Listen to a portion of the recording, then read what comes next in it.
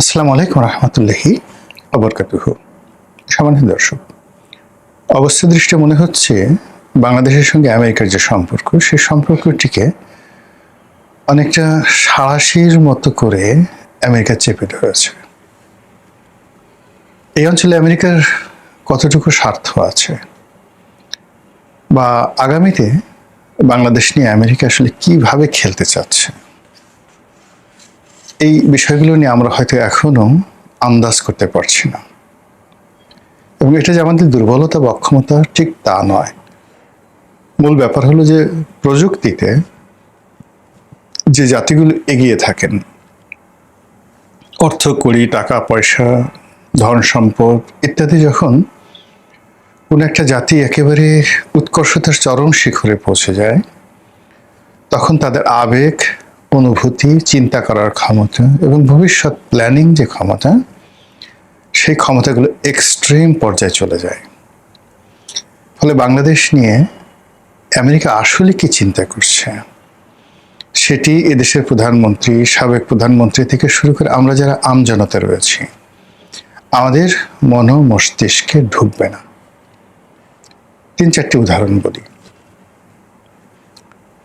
মানে ধরুন, মিশরের ফারাও বা ফেরাউন, তারা যে পিরামিডগুলো তৈরি করেছেন, মমিগুলো তৈরি করেছেন, অবাক বিস্ময়ে এখনো পৃথিবী ভাবছে যে কেন তারা এই কাজটি করেছিলেন এবং এত টাকা কেন খরচ করেছিলেন।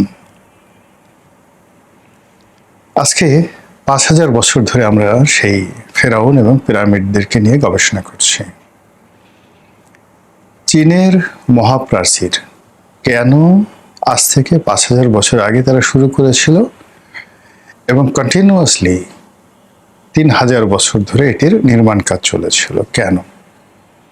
চীনের আধুনিক স্থপতিবিদ যারা রয়েছেন, তারাও এটা বের করতে পারছে না। সবাই বলছেন যে এটা মঙ্গোলিয়া থেকে মঙ্গল যে যোদ্ধা, আক্রমণকারী, তাদেরকে প্রতিহত করার জন্য এটি করা হয়েছিল। কিন্তু আপনি এখন দেখুন যে যেভাবে প্রায় 2,000 কিলোমিটার জুড়ে এই প্রাচীর রয়েছে, মহাপ্রাচীর রয়েছে, এবং এমন এমন জায়গা দিয়ে রয়েছে যেখানে মঙ্গলদের আসার প্রশ্নই আসে না। আর মঙ্গলরা যখন এসেছিল, চেঙ্গিস খান যখন এসেছিলেন, ঠিক সেই সময়টিতে আপনার সেই জায়গা দিয়ে কোনো রকম গ্রেট ওয়াল ছিল না। আচ্ছা, একইভাবে চিন্তা করেন তো যে কুতুব মিনার, ওই জমানাতে এত বড় একটা স্থাপত্য কলা কি কারণে, কেন এটি তৈরি করেছিলেন কুতুবউদ্দিন আইবেক প্রথমে, বাকি অংশ আবার সমাপ্ত করেছিলেন সুলতান ইলতুৎমিশ। আজও দিল্লির বুকে সেটি দাঁড়িয়ে আছে। তো এভাবে আসলে রাষ্ট্র ক্ষমতাতে আমি এই জিনিসগুলো বললাম, এরকম অসংখ্য উদাহরণ দেওয়া যাবে। যারা এক্সট্রিম পর্যায়ে ক্ষমতায়, বৃত্ত এবং বৈভবের একটা পর্যায়ে পৌঁছেন, তাদের খেয়াল খুশি, চিন্তা চেতনা সাধারণ মানুষ আন্দাজ করতে পারে না। অনেক কাজ তারা করেন খেয়ালের বসে, অনেক হত্যাকাণ্ড তারা ঘটান ইচ্ছা হয়েছে তাই, অনেক বিলাসিতা করেন, অনেক দান করেন, খয়রাত করেন, অনেক ধ্বংস করেন যার কোনো কারণ নেই। এবং যখন এরকম একটা মানুষ বা জাতি বা গোষ্ঠী এমন পর্যায়ে পৌঁছে যায়, তখন সবার মধ্যে একটা আনপ্রেডিক্টেবল অবস্থা থাকে, তারা খুব অস্থির থাকে। যখন পৃথিবীর 1 নম্বর পরাশক্তি ছিল চীন, না আনপ্যারাল পরাশক্তি ছিল the first in the world, প্রথম, সেটা হলো পারস্য। তখন পারস্যের একটা ছাগলেরও যে ক্ষমতা ছিল, সুন্দরবনের রয়্যাল বেঙ্গল টাইগারের সেই ক্ষমতা ছিল না। এবং সেই ক্ষমতাটা এখন আপনি পারস্যে গিয়ে তাদের যে জাগ্রেব পর্বতমালা রয়েছে, সেখানে যে মাউন্টেন গোট রয়েছে, এক পাহাড় থেকে আর এক পাহাড়ে তারা যেভাবে লাফিয়ে ছুটে চলে, ওই সাহস আমাদের রয়্যাল বেঙ্গল টাইগারের নেই। আমাদের দেশে রয়্যাল বেঙ্গল টাইগার যদি ওই ছাগল যেখানে ওঠে ওখানে দাঁড়া করিয়ে দেন, রীতিমতো প্রস্রাব করে দেবে, পায়খানা হয়ে যাবে, ডায়রিয়া হয়ে যাবে সঙ্গে সঙ্গে, বাঘগিরি ছুটে যাবে সঙ্গে সঙ্গে। অথচ জাগ্রেব পর্বতমালার সেই মাউন্টেন গোটের ঠিক সেম ক্ষমতা রয়েছে। এরকম যে অনেক কিছু গড়ে ওঠে স্থানকাল পাত্রভেদে।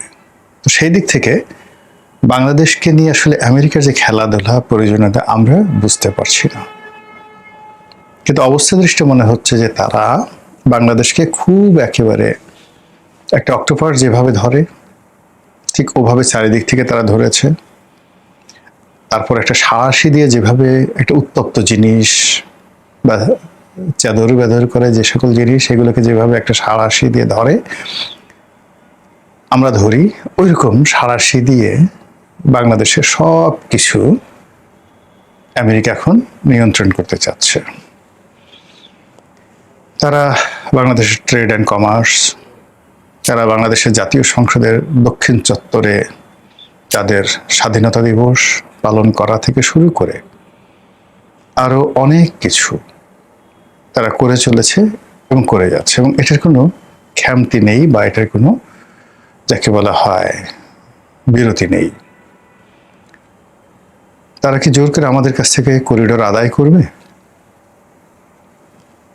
তারা কি মায়ানমারের যে আরাকান আর্মি, সে আরাকান আর্মিকে অস্ত্র দেবে এবং আরাকান আর্মিদেরকে সেই চীনের বিরুদ্ধে এবং মায়ানমারের নেপিতোতে যে বা রাজধানী যেটা রয়েছে ইয়াঙ্গুনের পাশে নতুন রাজধানী করেছে নেপিডো, তো সেখানে যে সামরিক জান্তা সরকার আছে এখন সে সামরিক জান্তা আবার নির্বাচন করে প্রেসিডেন্ট হয়েছে, তো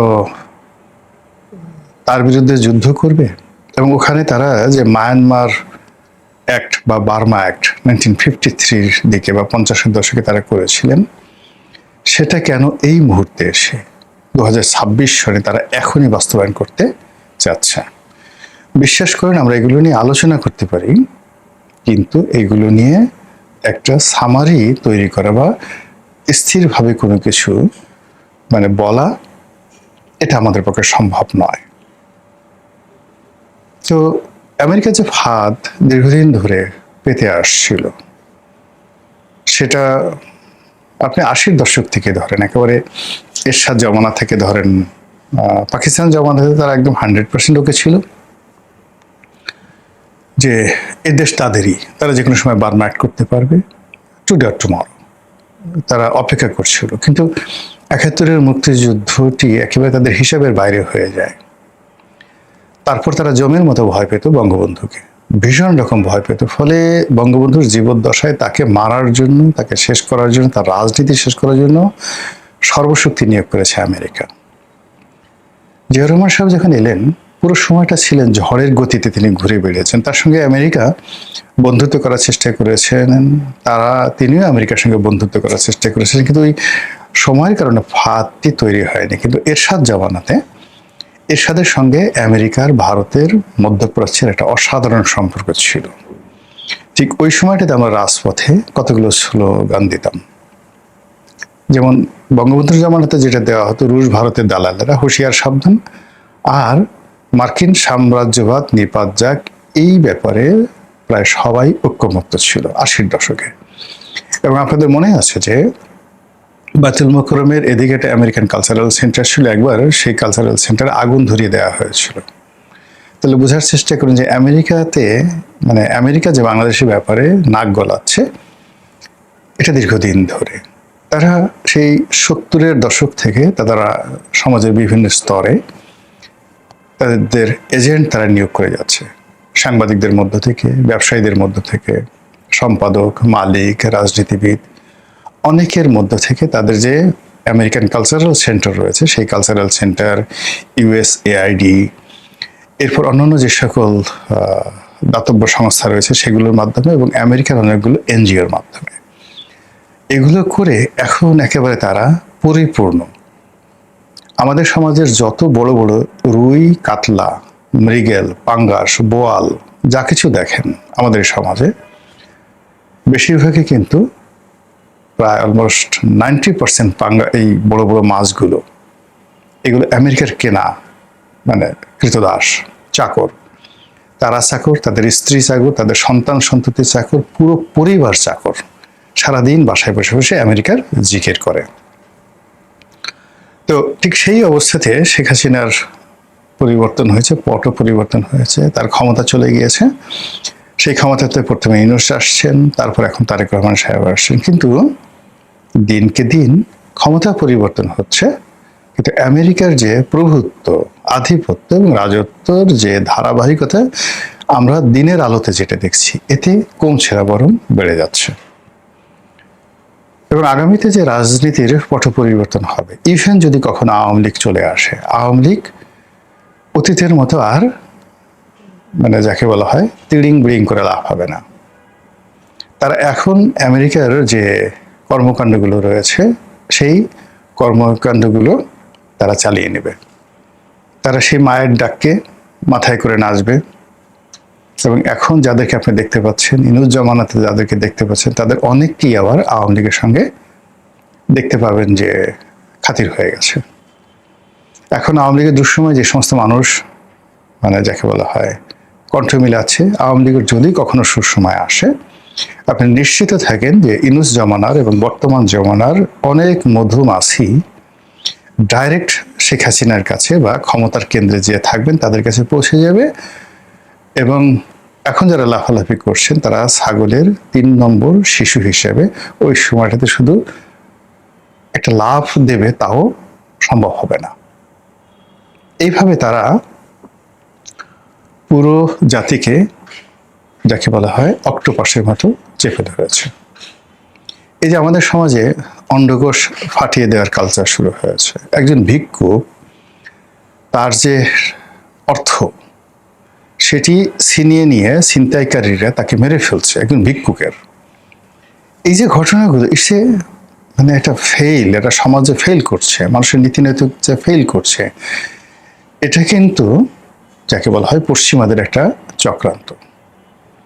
পশ্চিমারা যখনই কোনো একটা দেশে সাম্রাজ্যবাদীদের যে ম্যানিফেস্টো, সেই ম্যানিফেস্টো অনুযায়ী অভিযান চালায়, তখন সে জাতির মোরাল ক্যারেজ শেষ করে দেয়, নীতি নৈতিকতা ধ্বংস করে দেয়, এবং সে জাতি কোনো অবস্থাতেই তাদের সমাজে বুক উঁচু করে, সিনা উঁচু করে জাতির সামনে দাঁড়াতে পারে এরকম একজন লোক থাকে না। সবাইকে মানে কালপ্রিট বানিয়ে দেওয়া হয়।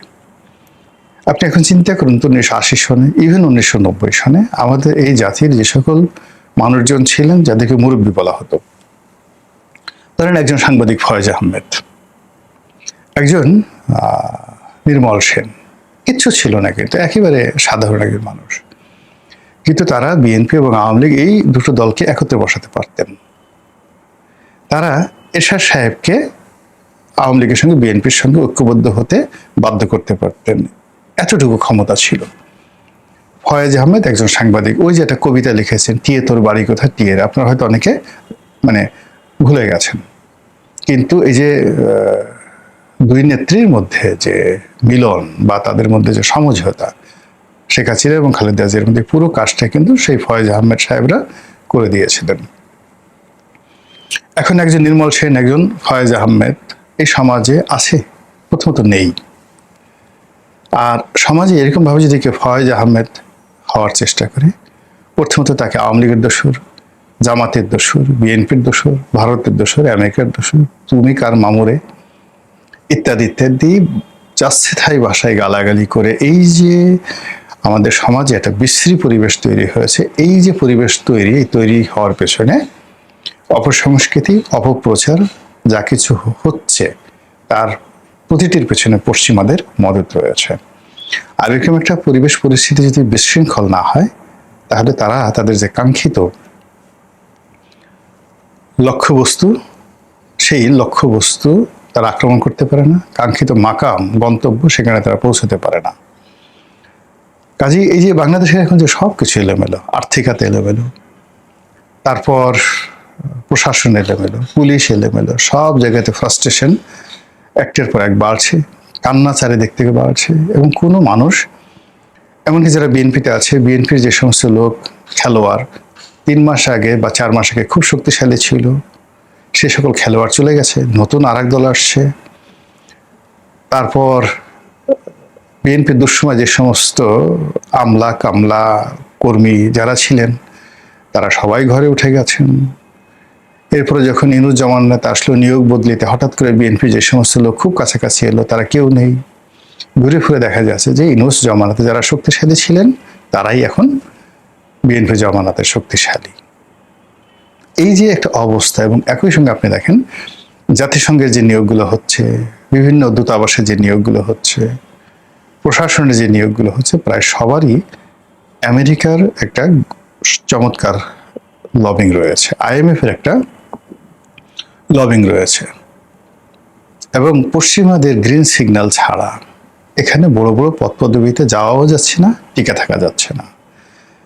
তাহলে সেক্ষেত্রে আসলে আমেরিকা কি করছে বা কি করবে, এগুলো নিয়ে যদি আমরা একটু অ্যাটলিস্ট ভাবার চিন্তা করি, তাহলে অন্তত সামগ্রিকভাবে আপনি কিছু করতে পারবেন না, কিন্তু যে যার অবস্থানে আপনি নিরাপদ থাকতে পারবেন। মহান আল্লাহ আমাদের সবাইকে হেদায়েত দান করুন এবং হেফাজত করুন। আসসালামু আলাইকুম ওয়া রাহমাতুল্লাহি ওয়া বারাকাতুহু।